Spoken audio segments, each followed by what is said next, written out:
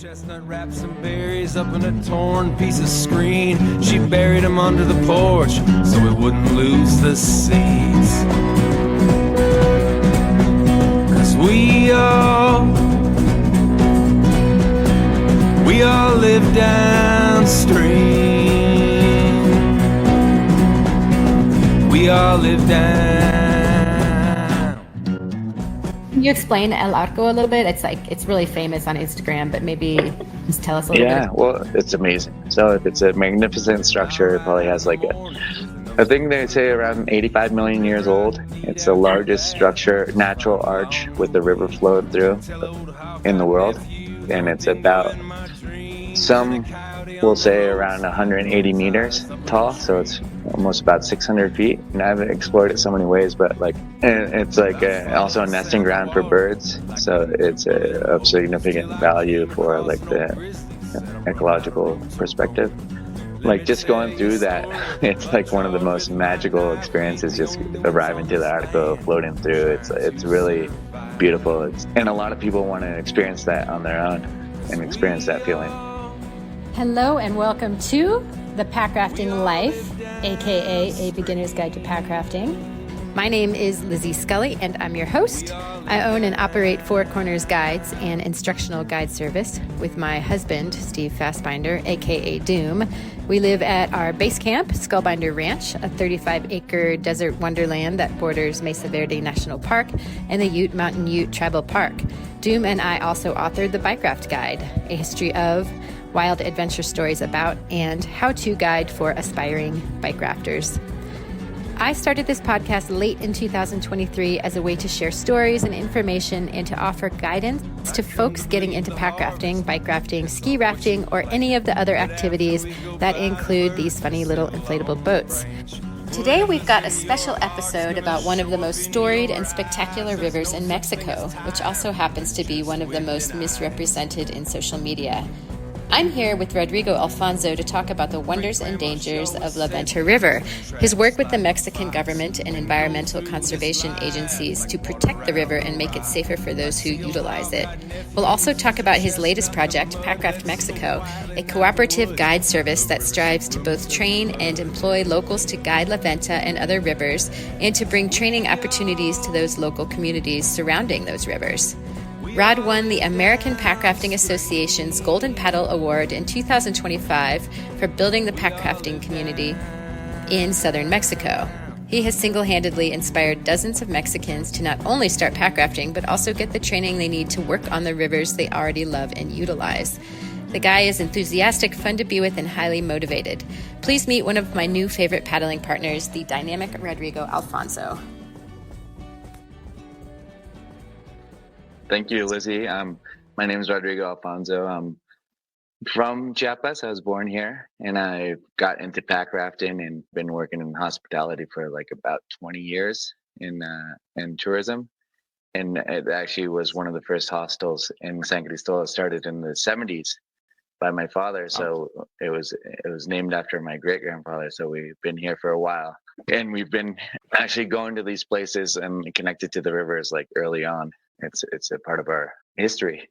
Tell us a little bit, like how long you've been pack rafting and really what inspired you to get into it. Like, what did you said it was related to the roundup, but like, where did you first see pack rafting? Funny enough, I actually saw pack rafting on social media. I was a reel popped up on my on Instagram, and it was a river that I was quite familiar with. And I saw it, and I was like, well, I recognize that river. It was actually a river that I've been going to since like 2010 when I first explored Rio La Venta, when I was invited with my friend to go on a conservation trek through the river. So I actually knew the river quite well. When you trek it, you're pretty much walking every inch of that. So it's a pretty close, intimate experience. So it's really good. And then I saw pack rafting, and I was like, wow, you can do that. That exists. I didn't know that existed, and I just felt like knowing what I know about Chiapas, and like I just connected all the dots, and I was like, wow, you can explore all these places. I know all these rivers. It can just open up a whole new world and perspective to enjoy. enjoy a state where I'm already very passionate about, and places I can go with my family, and that's how I got into it. And actually, I was probably not too long ago, like 2023, I actually started really getting into it. What was your process of like figuring out how to get into it? Well, like I said, it's like all like connecting dots. So I was like, whoa! I saw the social media, got my wife to sign off on letting me buy a Packraft. I got, I went on an expedition with my friends that year, and I was the only one with the Packraft, and I had a great time. It was great. And then I was like, I talked to the person, I became friends with the person I saw on social media, and I was like, how? So this is amazing. What else can you do? He's like, well, if you like it, you should learn about. You come to the roundup. So my first step was going to the roundup, and I was like blown away. It was really cool. Like that year, a representative of Rios to Rivers came, and it was a really cool. And I reached out for something, and then you said, "Hey, are you interested in like an exchange?" And then you were talking about like maybe coming to Mexico. I don't think like La Venta was even on the table or even in the thought right there. But you were talking about coming to Mexico, and I was like, oh, sure, that makes sense. That makes it so much easier for me. We already deal with the accommodations here, so we can easily exchange that. And I really wanted to go, and it just like things started lining up perfectly, and like that was about the time where the sidewalk sale was. I got to reconnect with the old high school buddy who was close friends with you guys, and then I found my way to in Colorado, sleeping in a parking lot and getting some pack rats and taking some courses and connecting. Yeah, it was great. A lot of serendipity there. Exactly. It's wonderful, like when you start connecting with the community and meeting people and meeting the right people, learning how to do things right. And I think like my approach to things was, you gotta kind of leave your ego unchecked. You're not the jefe everywhere. You got to learn from people to do these things. And like it's great. I always talk to my dad. He's like, you got to start. You start at the door. You got to start at the beginning. You got to start sweeping. Before you get to the top. And so you gotta. It's always a process. So I really enjoyed everything I learned from you guys. I think like it started from like basic courses and eventually ended up we connected on other courses doing more like intermediate and more advanced things together, and it was just a cool process overall to develop, and I think it like really gave me a solid foundation for my learning process connecting And, with you guys. and for us, it's like Jill Harley says, teaching courses is like having a friend factory. So you you make these friends with people on the courses, and then eventually they get good enough, and you get to go do really cool stuff with them. Yeah, and that's inspiring because that's all I just wanted to learn so I could do cool stuff with my friends back in Chiapas. So I wanted to do cool stuff and my family, share these places I love with my kids and my wife and friends. And like it's true, and it does happen. So I have been able to connect with other paddlers, and we've been doing some amazing stuff here in Chiapas. We've been all the way from like Oaxaca to Veracruz paddling around, and we're having a great time. Nice. Yeah. So a couple of reasons for this conversation, besides just talking to a cool human being, who, by the way, won the Golden Paddle Award this year from the American Packrafting Association for his efforts to build the packrafting community in Mexico. But one of the reasons all this happened was your experiences on La Venta River. And can you tell listeners a little bit about the backstory of La Venta and what your perspective on the use of the river was?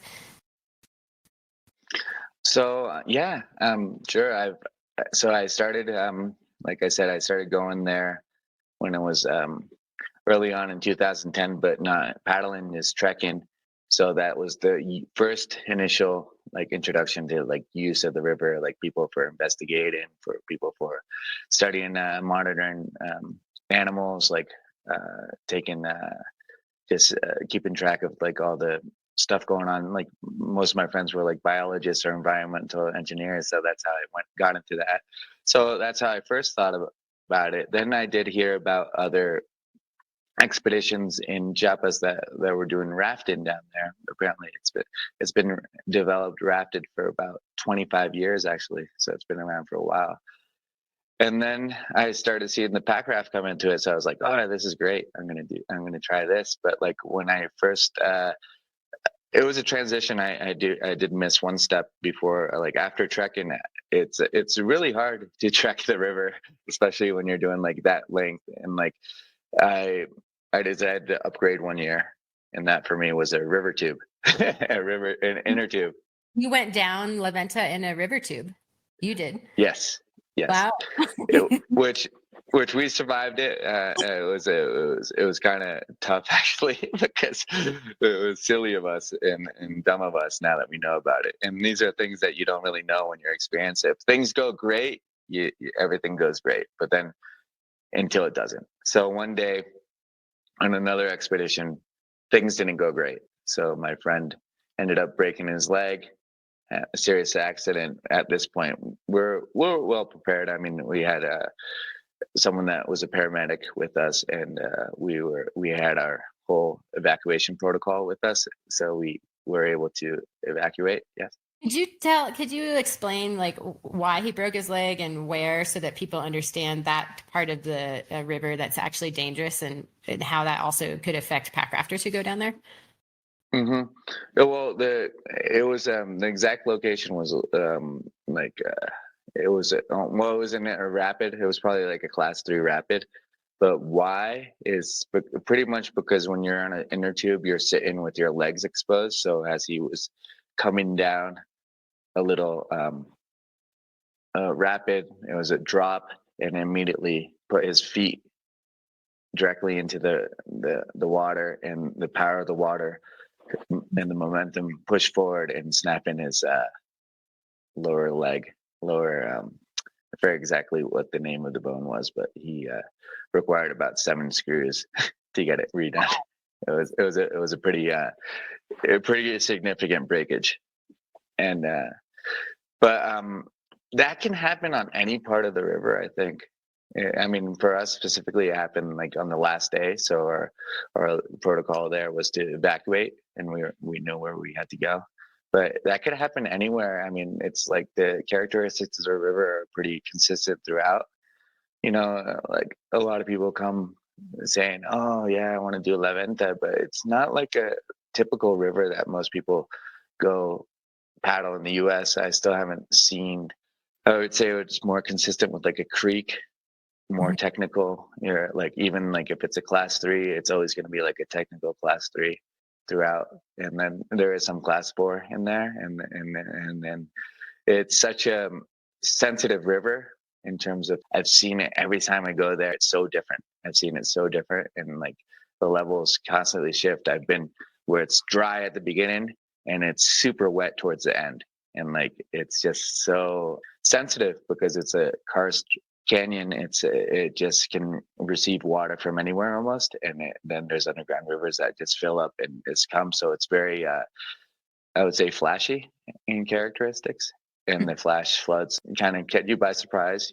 But they do, as quickly as they come up, they can also go down. And it's just amount of, I think a lot of this info and this secrecy, or the gatekeeping that has been done on this river has led people to be taking unnecessary risks and all this information. I mean, you hear about some river trip reports, but you don't hear about actually everything. Maybe people hear about like 30% of what actually goes on, and us being in Chiapas, we hear about the other 70% of So what do you goes just on. start talking about the various like challenges that the river presents to people who paddle it, from the changing water levels to Yeah, like another example is like I was just talking to someone the other day that you connected us with together, and I was talking to them, and she was like thinking of doing an early November trip.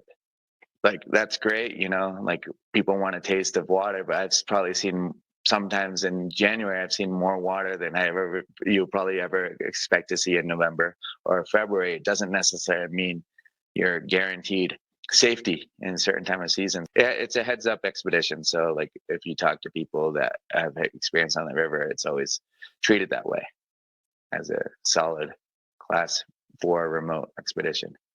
Right. And there's an idea of it that it's because of how often it's been shared on social media that it's actually more a benign river that even total beginners can do, and maybe that's an inaccurate perception of the river.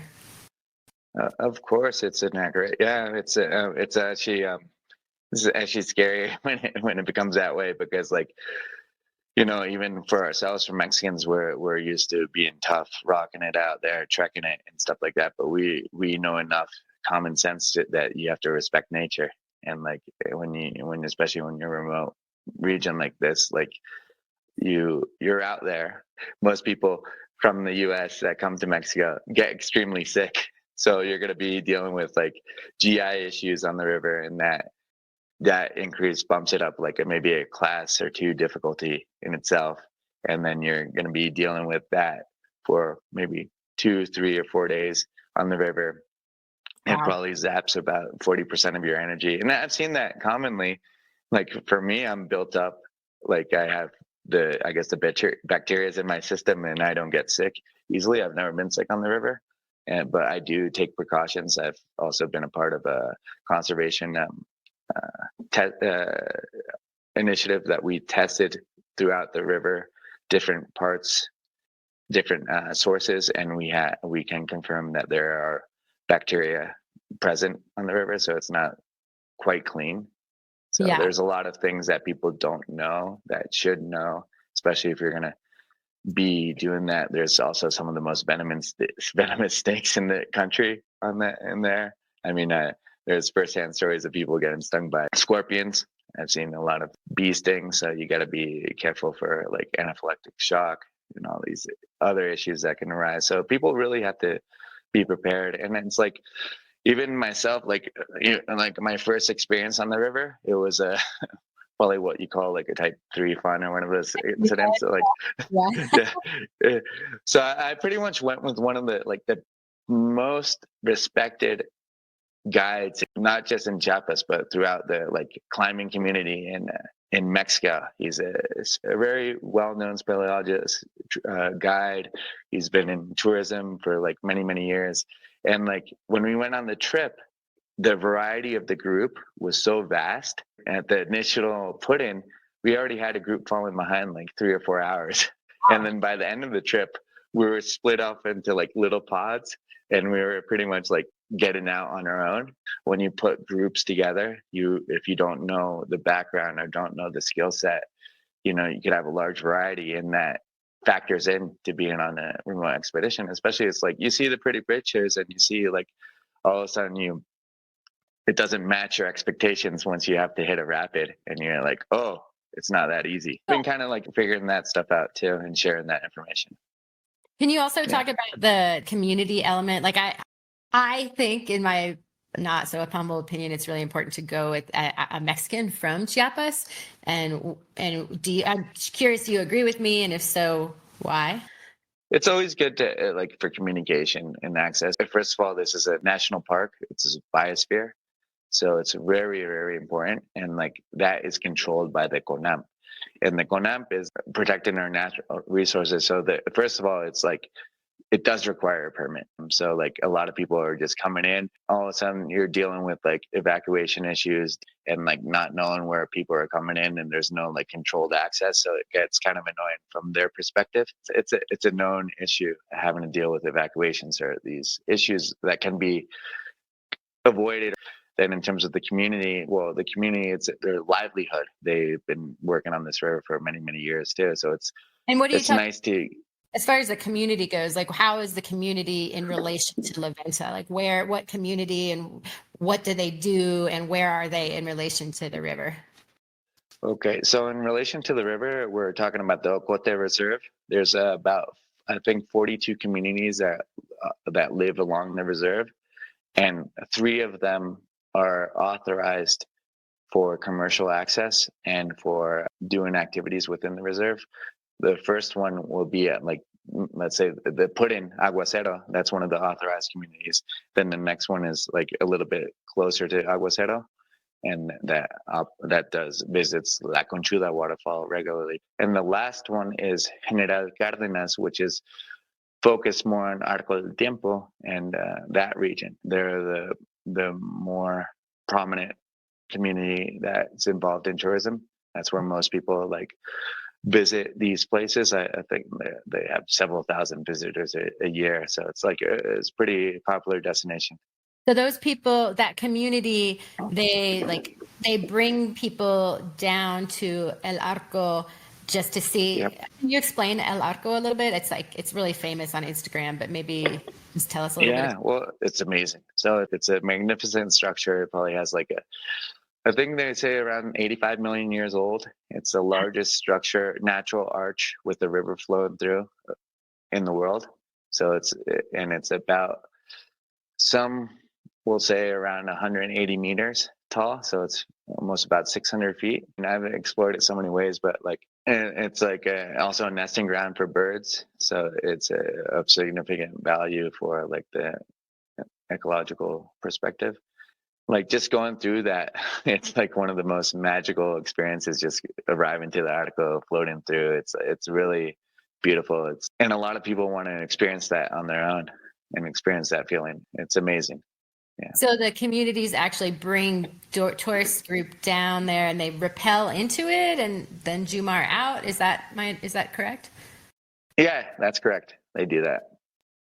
Sweet. So that's one of the main communities that benefits from La Venta and the people who visit La Venta, I guess. And then they're also responsible. Exactly. Are they also responsible for rescues? Is that, or yeah. Can you explain El Arco a little bit? It's really famous on Instagram, but maybe just tell us a little bit. Yeah, well, it's amazing. So it's a magnificent structure. It probably has I think they say around 85 million years old. It's the largest structure, natural arch with the river flowing through in the world. So it's about, some will say, around 180 meters tall. So it's almost about 600 feet. And I've explored it so many ways, but and it's also a nesting ground for birds. So it's of significant value for the ecological perspective. Just going through that, it's one of the most magical experiences, just arriving to the Arco, floating through. It's really beautiful. And a lot of people want to experience that on their own and experience that feeling. It's amazing. Yeah. So the communities actually bring tourist group down there and they rappel into it and then Jumar out. Is that correct? Yeah, that's correct. So another of the stories that we didn't hear about in the news because it didn't reach national media, but last year a rock fell inside the Arco because of the dryness and just the change of the geological features, and it landed, splintering out, and it ended up injuring 8 people. Because of this injury, there was a huge rescue operation that had to be done, and it took them about 21 hours to evacuate the person from the river. And they had a big exposed fracture on their knee. It was a terrible incident. And it showed us that we have to be ready for this kind of stuff anytime. The community members led the rescue effort? They were involved in a rescue. Yeah, some of the key community members were leading the rescue. There was no way to get a helicopter down, so community members had to hike the person out, which is a pretty tedious hike if you ever get there. So from that experience, it decided we needed to do a better response. So from there, the government got involved, which is the Secretary of Tourism, the state police, the tourist police, the CONAMP, and a couple other organizations got involved, and civil protection got involved with, and started training local guides at the community to be able to improve its response time, to improve protocols. It was a pretty cool development, and I was fortunate enough to be a part of that. The result was better protocols. Instead of a 21-hour response time and evacuation, it was down to now 7.5 hours. So it's a huge improvement.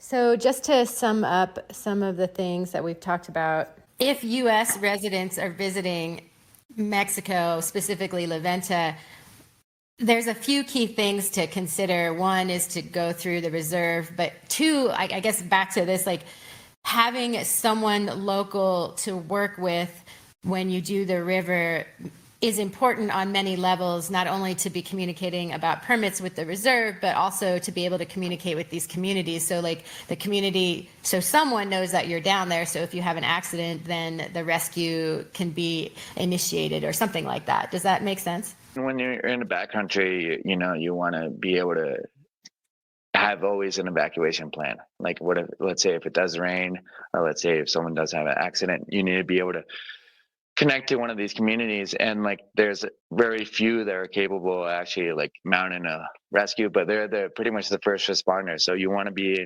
in direct connection with them if you can. But it's going to be your first response to get any sort of aid, attention in the river. So tell me now, I guess I want to talk about you've done all this training. We've done trainings with local Chiapas, like training them in pack rafting and instruction. And Packraft in Mexico, this new effort that you have. Tell me, like, what are your goals with this? One of the main, I would say, barriers that we face in Mexico for these opportunities that we can get with getting proper training and a foundation to share this is instruction. And so our first goal was to get people that knew how to paddle take instruction, and we were able to do that in 2024. We were able to get 3 from Chiapas, 3 certified ACA Swiftwater instructors, which is great.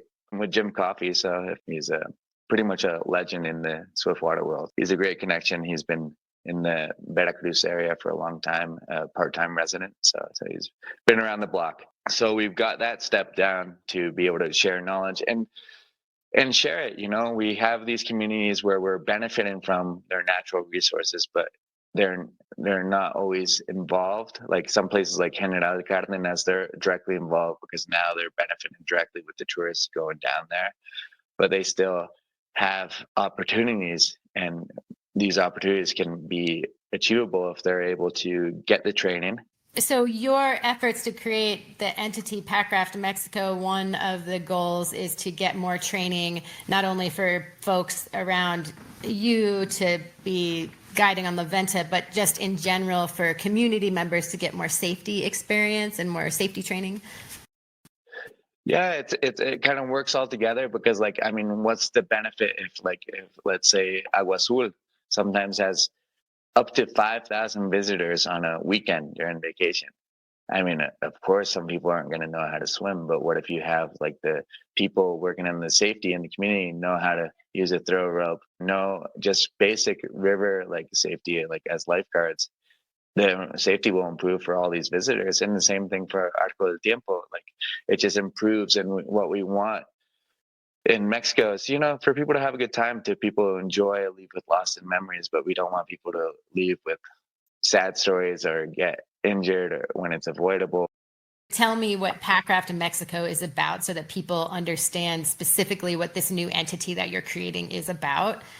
So we're trying to be a local operator to create these expeditions and courses to be able to share knowledge with not only just local guides, but anyone wanting to do this. We all see the pictures. We're all excited to do these things. And we want to give that opportunity to be inclusive for Mexicans to also be able to enjoy the river. With Packraft Mexico, we're trying to be that opportunity for like other Mexicans to be able to go to enjoy Packraft and other Mexicans to maybe get inspired to buy their own Packraft and pack rafts. It's already happened. We already have like 5 people that bought pack rafts in Chiapas. So people do want to get into it.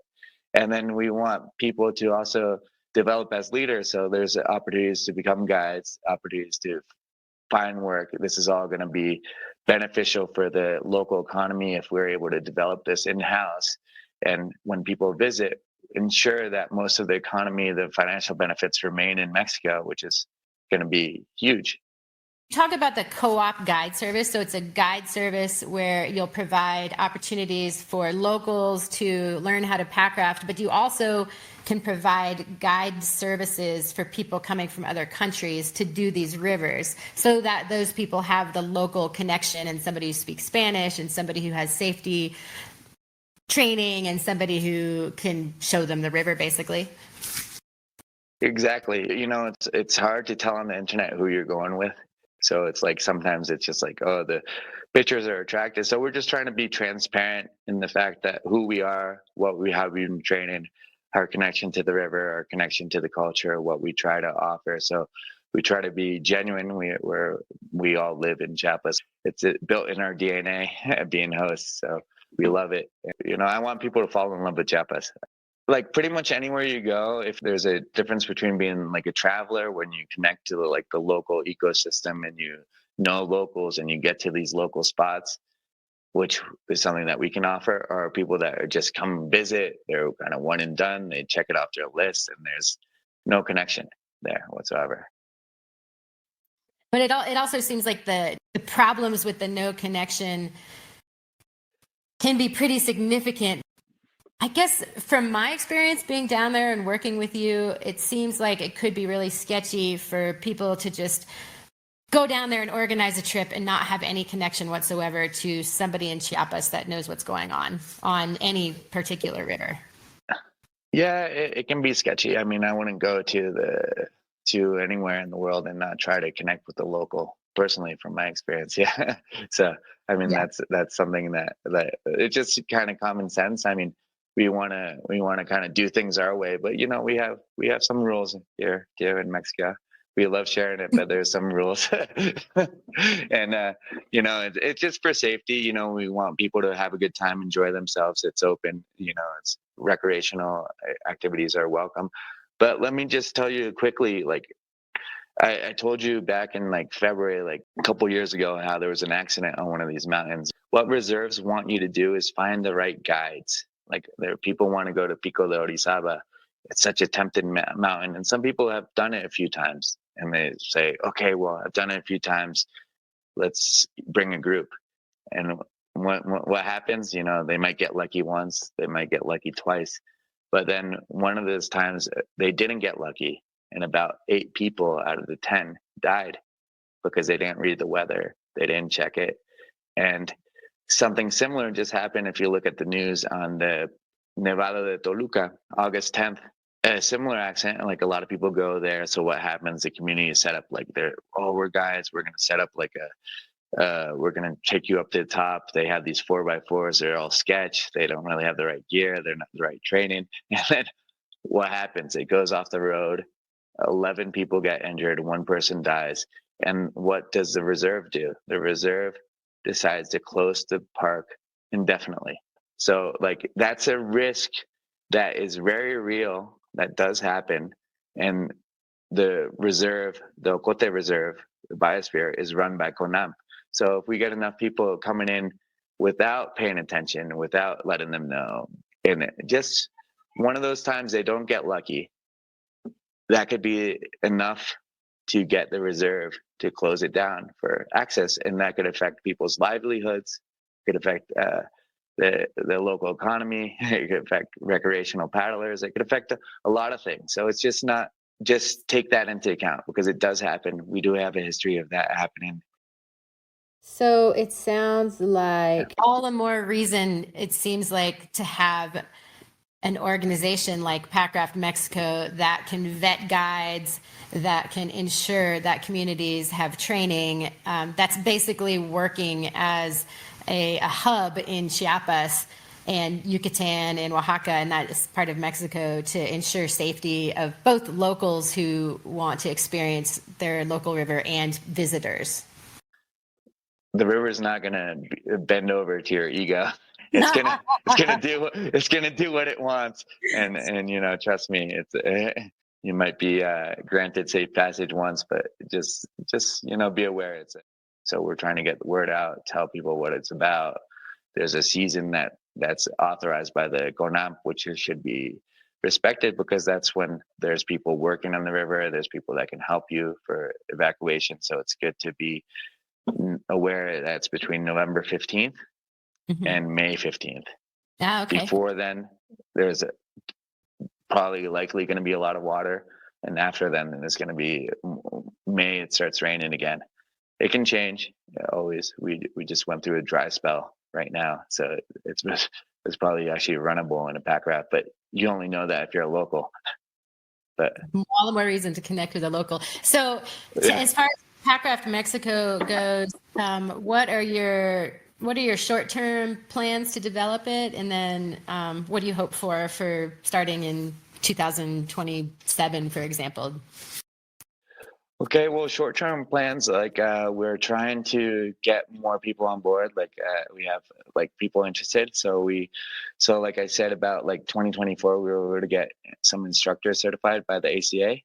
So check this out. So this year we have 20 people signed up for the first ever kayak and Packraft ACA level 4 courses Wow. ever in Mexico.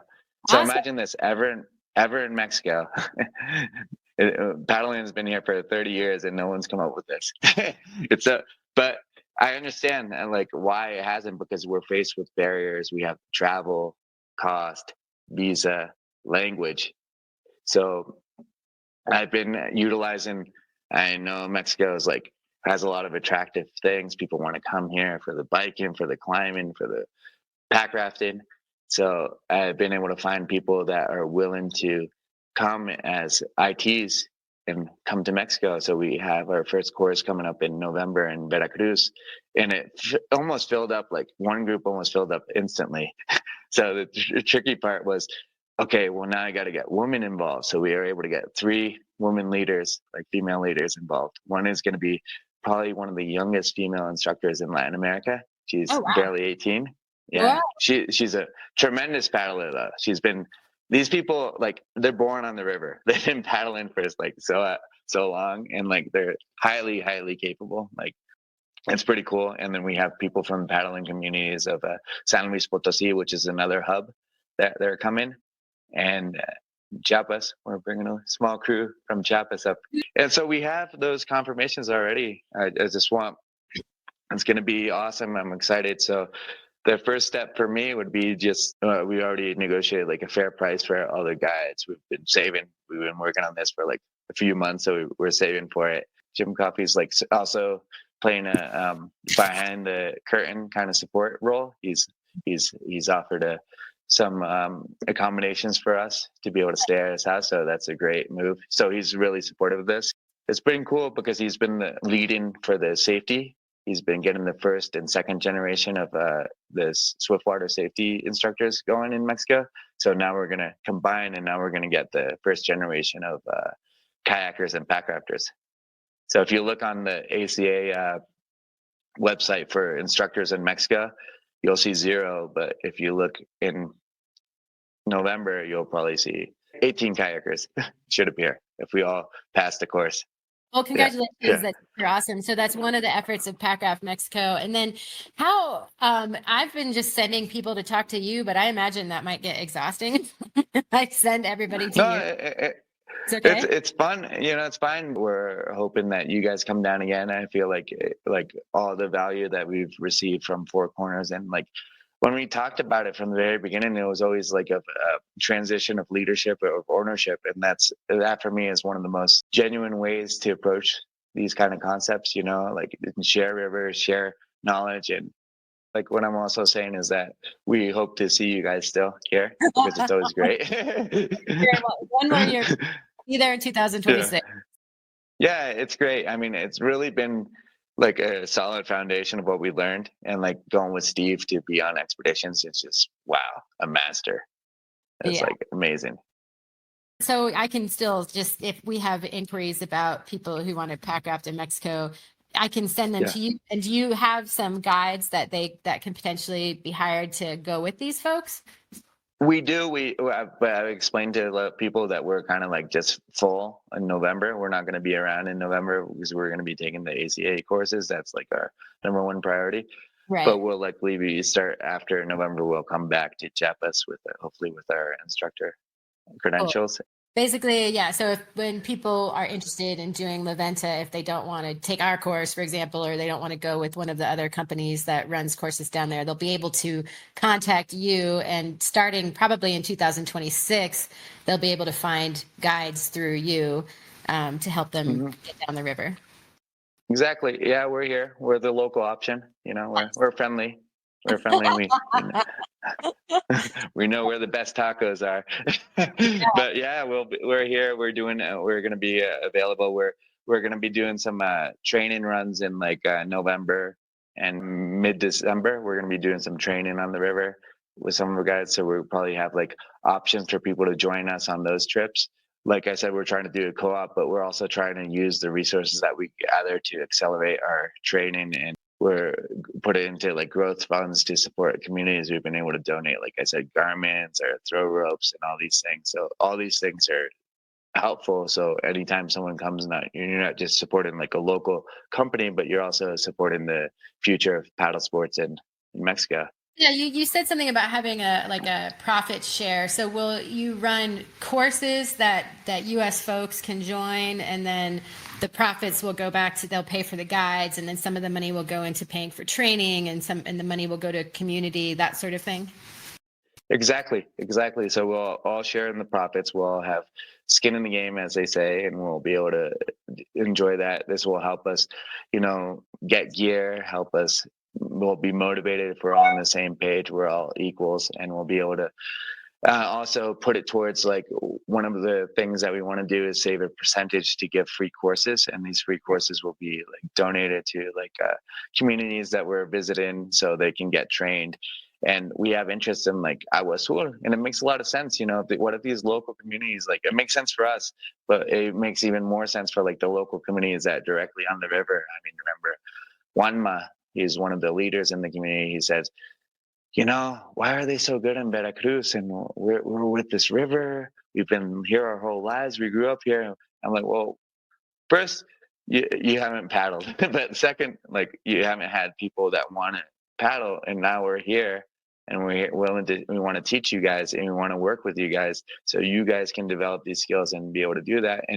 And just by briefly doing like I've done with like courses with like 3 or 4 repetitions. Now they've been able to. We've done this new route that takes you to these beautiful waterfalls, like some of the most epic waterfalls. And now they've been able to gain skills. They still haven't done it paddling, but they've been able to access it and share that section of the river with people. So it has become an economical benefit for the community almost immediately. And we want to see that grow and expand, and we want to see them to have packrafts, more packrafts in Chiapas. It's a good idea. In Chiapas. More packraft, yeah. So, I mean, you single-handedly have brought like 20 down. Almost. We're 17. We're 17, but we'll get to 20. We'll get to 20 this year. Oh, does that also, can people rent packrafts from you if they, or is that going to be a part of the, like they have to sign up for a course? So like I was saying, for like Mexicans, like for coming, like for Mexicans and being inclusive, we're going to include packrafts for them because we want to make it accessible, because not all Mexicans are able to have packrafts. For people traveling, we encourage them to have their own gear, but we will rent a packraft. Mm-hmm. But on that note, like, yeah, just like full disclosure, like La Venta is rough on the boats.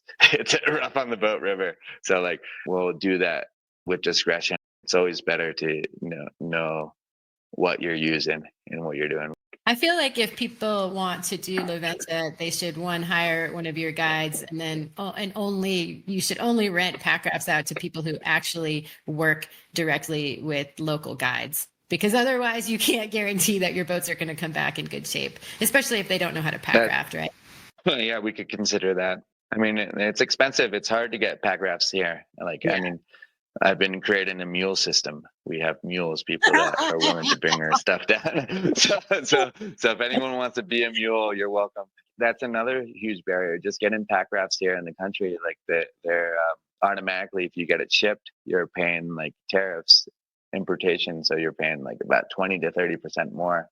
So that's a huge thing. If I mean, imagine in America, it's already an expensive item, and here it gets 30% more.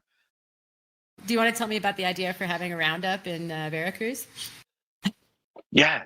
So like, so I kind of like thought about it when paddling with Kent Ford, and it was like, well, we have class 2 section, class 3 section, and we have this class 4 that's amazing here. And like, it just makes sense. And the river, like one of the cleanest rivers I've ever been on, like pretty close by, and it's like it's all within easy distance of this one community, and this one community is just like centralized around like paddling, whether it's rafting, kayaking, or and it's just like so awesome. The community is such a cool like feeling to be a part of it, and I was like figured like this could make sense. It's easy to get to from the U.S. It's about 4 hours away, Mexico City to Jalapa, and Jalapa's about an hour away from this town I'm talking about. And then you're able to get like the one thing that they have in the roundup that's kind of cool. It's all centralized at a camp thing, but I think to make it more like our style, you could have people contributing to like the local economy, staying at the locally owned hotels, eating at the local restaurants, which the best food. Some of the best food is in this town. It's amazing. Like I would just travel there for the 10-piece piece. It's like one of the best things, and they're only like 5 to 7 pesos. You gotta like it's only and they're only sold in this one town. What is it? They're epic. It's called 10-piece. It's Ah, these little fried things with spicy beans on the inside, and it also uses a leaf of a special avocado that's called the seeds avocado. So it's a tasty treat. It's a snack. They're like average 5 to 7 pesos, so they're so cheap. And like I could just eat those all day. And then you have the antojitos, which are the snacks that are just amazing. So what could make it different is that imagine like we just had the ACA instructor courses going on. So all these people will have the preparation, have the background, and we can hire a bunch of like local guides to send rivers on and just have a great time. Like it's nothing better than paddling with these guys. I was able to firsthand experience that paddling with some of them, and like not only makes you like a better boater, it gives you like more confidence. It's a very um, it's a quicker path to enjoy the rivers. You can do like 2 days sometimes, or you can do like really long Barranca Grande or like an overnight. And like it's just a great way to connect to the community. And now instead of like hiring like an outfitter, you go directly towards the community. So we could do that. We could make it a true local experience. Instead of giving the tourist prices, we can get the Mexican prices. And I think it would be good for like a select few to come and see what Veracruz is about, help spread the Packraft community love, enjoy the rivers, mhm. meet the paddlers, and yeah, enjoy the rivers. You think you'll try to do this in 2026 or? I'm not trying to do something big, but I think like if something was like 20, 30 people, like, I mean, I have enough boats here in Chiapas that we can get like 10 people, even if from Chiapas to go up there easily. I mean, everyone wants to go to Veracruz that likes paddling. Like Well, that's just so it's you a, know, Steve wants to go after his trip with Burr, which would be February 8th through the 14th, or 15th. So if you want to schedule the roundup sometime then I'll probably come down because we wanted to go to Veracruz in December, but it actually turns out that the boating opportunities are better. It seems like in the January, February. So anyway, we might well, do. that'd be amazing. Yeah. So that was definitely thought of when we were talking about that. So I think we're trying to line things up to, of course, include you guys and share the rivers. I would love to paddle La Branca Grande with Steve after reading his trip report, and I was like obsessed with that Oh, river. mhm. Yeah, Oh, it's it's a beautiful. We'll have a great time. Yeah, I want to time it so that works for everyone, and I think February works well. It's a good friendly season for everyone to enjoy class 2 to class 4 rivers. cool. Let's talk about it. Is there anything I'm not Yeah. asking you that you want to share with me with our last couple minutes?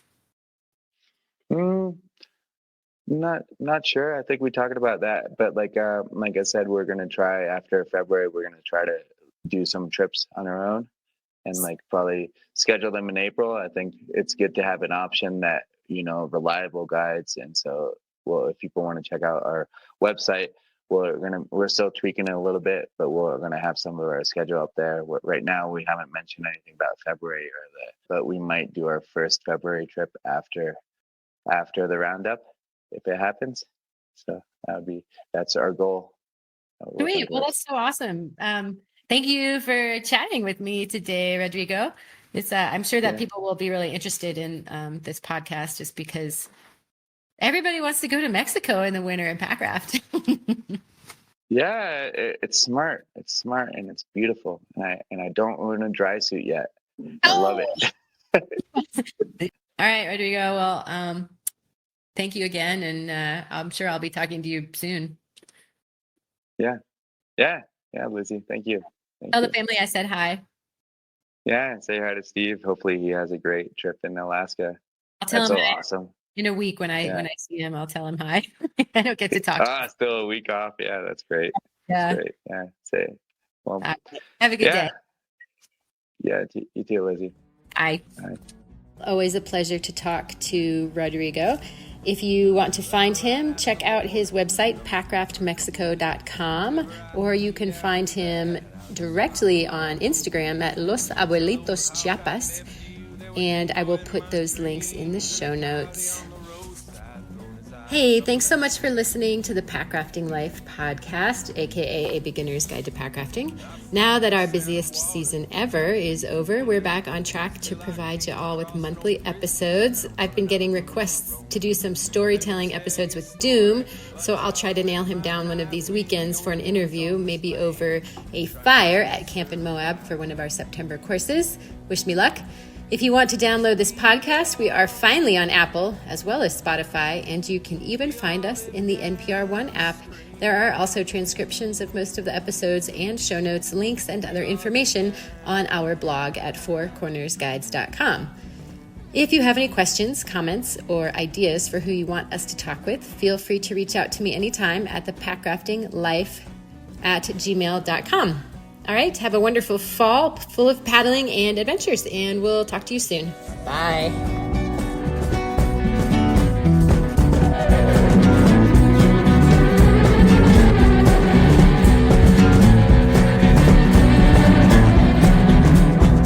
I come to believe the harvest depends on what you plant.